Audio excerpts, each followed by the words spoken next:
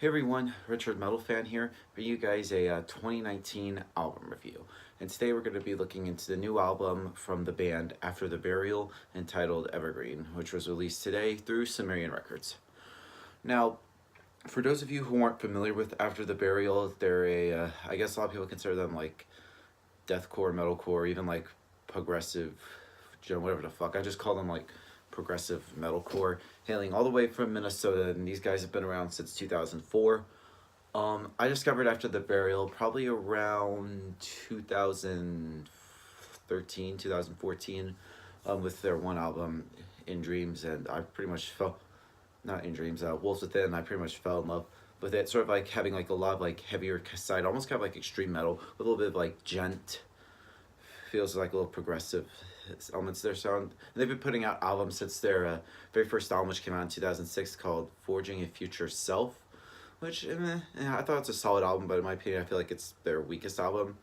But I feel like after that, they just gotten better with their next album, 2008's Rare Form, which in my opinion is still their best album. And I saw them last time they played that whole album in its entirety, which was great, but that's besides the point. And it was around that time they had a little lineup changes, and then they got their current vocalist Anthony Nortomaso, and I think they actually re-recorded the album Rare Form, which I honestly think the recorded version is better than the original.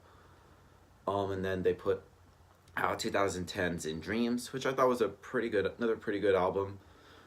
Then their 2013's Wolves Within, which it was honestly, I think I would be probably like another one of my favorite albums of 2013 was probably like my honorable mentions.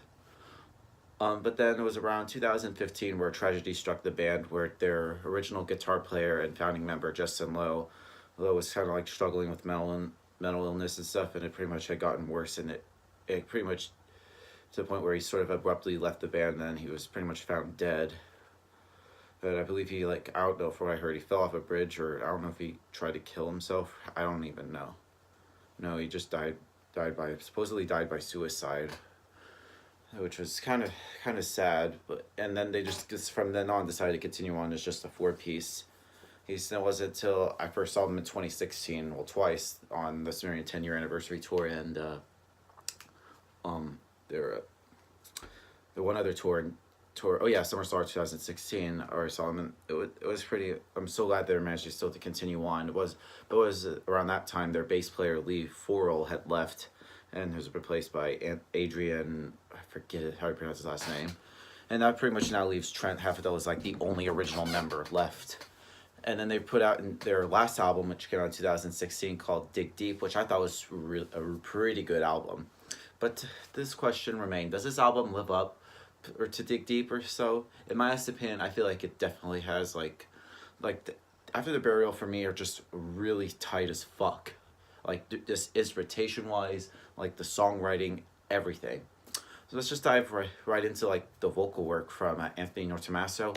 His vocals are just really just great ever since he joined the band after Rare Form. Just like his kind of like growls that he does, and just the screams and everything. I feel like it just pretty much sounds just great as always. Guitar wise, Trent Haffedel. I mean, this is pretty much like his second album that he's done with him just being the sole guitarist. It's just like the guitar tone on this album is just sick. It's just crunchy. It's just right to the point. It's just very thick sounding.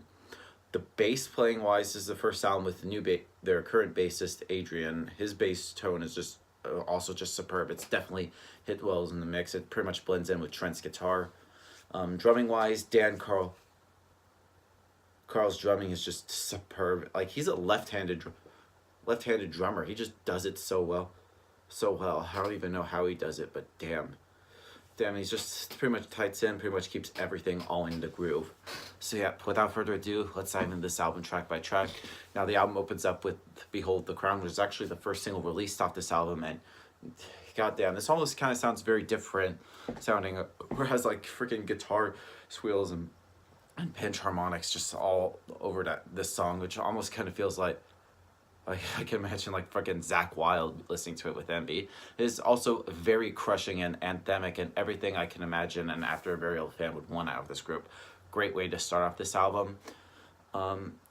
Next song song is called Exit Exist, which is a blur of double kick drives in with this song.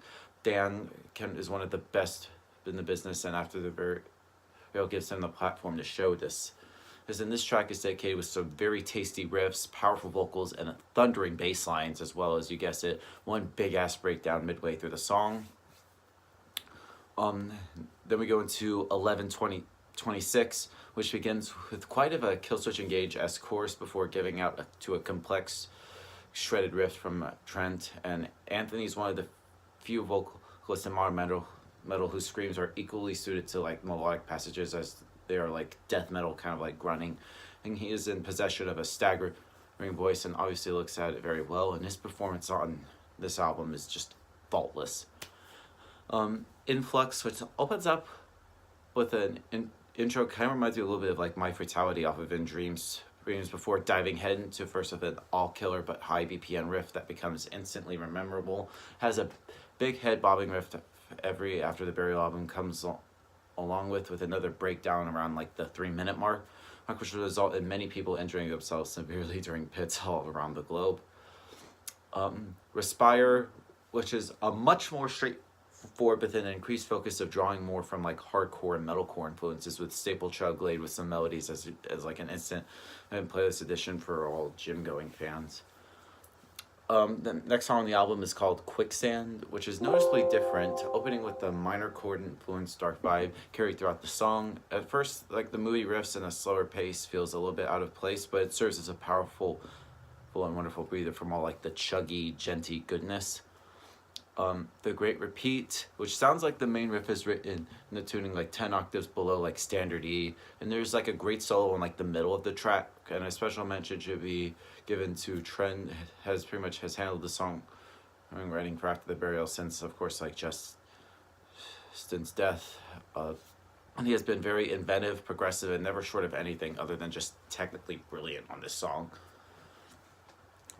Next song on here is To Challenge Existence, and this is pretty much where After the Burial really abuses like the low end and extended rage sound that has become synonymous within the band itself, reaching like maximum bass free low end scrunk with like the main riff, and it almost feels like something like reminds me of like the song Meyer from the last album, Dig Deep. Yeah, and then the album closes with A Pulse Exchange, which batters in with a dissonant riff and bludgeoning drums that is like the perfect summary of what After the Burial and this album are all about: aggression, speed, and technical proficiency. Now, overall, Evergreen by After the Burial is a pretty good album. Like, I pretty much love like everything these guys have done. Just tight as fuck, especially on studio and live. It's just everything. So if I were to give this album a score, I'm going to give this a 9 out of 10. So yeah, that's my review of the new After the Burial, guys. Let me know in the comments what you guys think about it, and I'll see you all in the next video, and keep it metal.